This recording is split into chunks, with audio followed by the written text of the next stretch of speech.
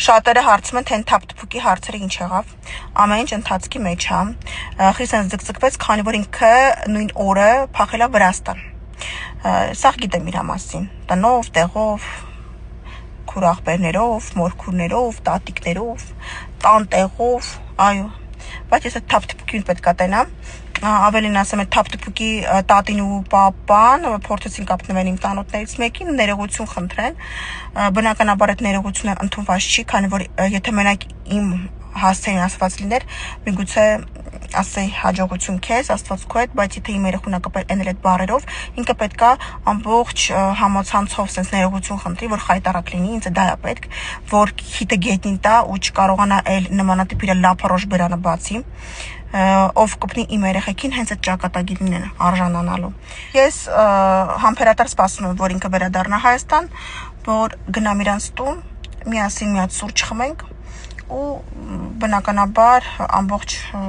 ժողովրդի մոտ ինքը ներողություն խնդրի իր բառերը հետ վերցնի,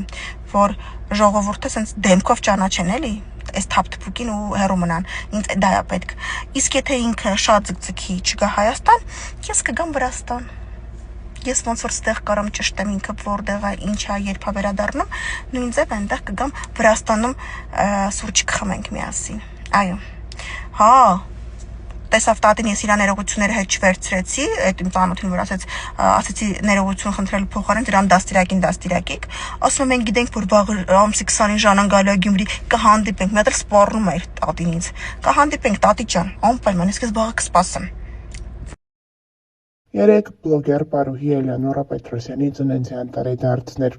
Այս առիթով երիտասարդ աղջիկը խնջույք էր կազմակերպել իր շուրջը հավաքելով հայաստանյան հայտնի բլոգերներից մի քանիսին, երգչուհի Դիանա Հարությունյանին, Նանային, հաղորդավարուհի Դինա Հակոբովնային և մի շարք այլ հայտնիների։ Նրանք երեկոյի ընթացքում մի լավ ուրախացել են պարել ու այդ կադրերով կիսվել ինստագրամյան հարթակում։ Կադրերում նաև երևում է Էլեոնորա Պետրոսյանի ստացած շքեղ նվերը, որը ծաղկեփունջն է։ Ներկայացնում ենք այս գեղեցիկ երեկոյից մի քանի կադրեր և միանում բոլոր շնորհավորանքներին։